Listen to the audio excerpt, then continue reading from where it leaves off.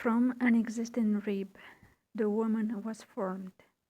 From a rib, a bone in the man's rib cage.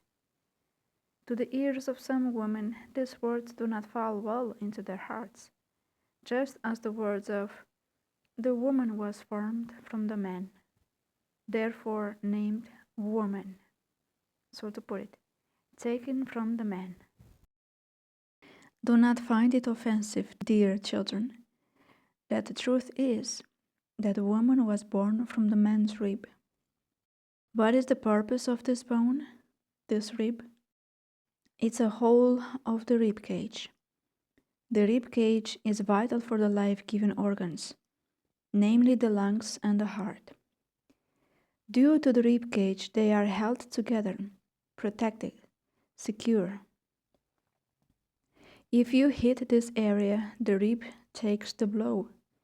It keeps the organs sheltered from the outside danger. Without the rib cage, these life-giving organs would be so wobbly and in danger. Likewise, children, likewise the role of the woman. Some have asked or wondered, why did God create her from a rib, from Adam's side? Why not from his head or hands, or from his feet? Ponder with me. Under the arm, these bones, if hit hard, are the most vulnerable. Yet when the arm is strong and shields the rib cage, he protects the rib cage, knowing very well how vital they are to his whole being. If broken or crushed, the casualties are huge, leading even to death. This was Mother Mary speaking. Then Holy Spirit continues. She is taken from the rib because she needs to be protected. She is taken from a bone because the bones are lasting strong, a strong part of the body, the pillars of the body. The strong arms of the man protects her, for her role is vital to his own life. They two are one. If one suffers, both suffer. She is not taken from the head of the man so as not to be superior and rule over him. She is not taken from his hands or feet so as not to rely on works or deeds as her mission. She is to safeguard his vital life-giving organs. She provides love, security, and shelter to him from outside danger. She keeps him intact and strong. It is honorable to be fashioned from the man's ribcage. It is honorable, the calling of loving and safeguarding life-giving organs. Without protected lungs, you suffocate. Without a protected heart, you die instantly. How vital your role, woman! Yet you are hidden under his arm, for you belong and were given to him, not for the world to see. A man who loves his woman loves his own dear life. A woman fulfills her role when thus under the shelter of his arms, guarding his life.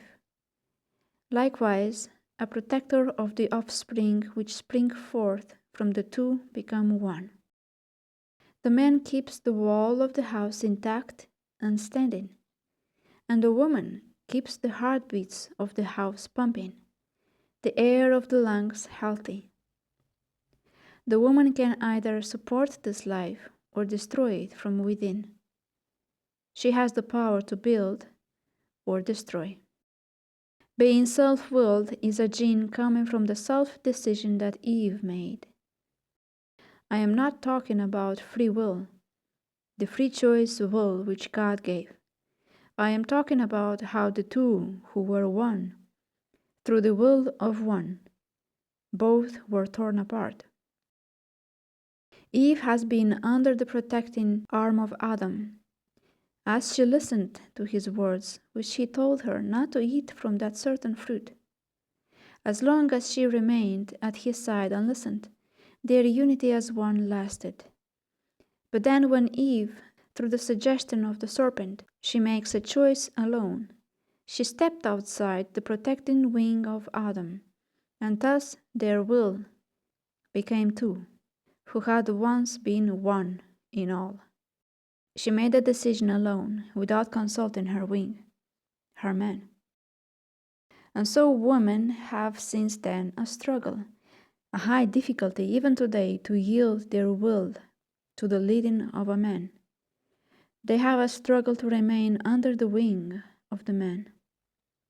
This can be seen as something descendant from the sin nature of Eve when she fell, a rebellious, resistant attitude to her covering at some point or another. They have a hard time submitting.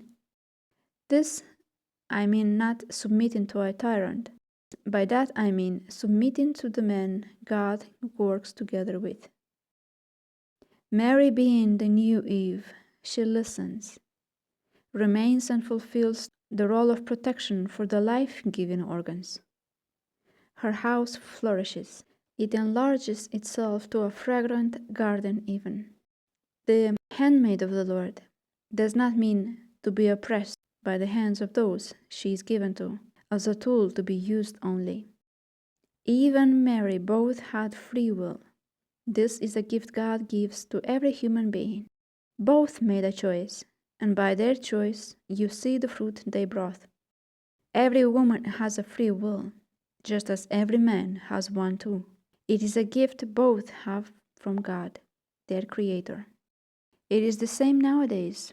Women can choose, but their choice will bring a bloom or a devastation. It will build up or tear down. It will bring life or death. Mary has cooperated with the plan of redemption which God had. Thus, she has therefore redeemed the role of the woman, of Eve, herself being the new Eve. Remaining under the old Eve is to remain under sin and self. To side near Mary is to cooperate and become new yourself, from old Eve to new Eve, fit for the new creation God has, where all things will be made new. And this makes reference to the scriptures with this passage in the Bible, where all things will be made new. This time he started with them, humans. Through the Word all things were made, and through the Word all things are remade, renewed. Jesus Christ alone is the way, the truth, and the life. The old has faded, is fading, and destined for a renewal. Will you cooperate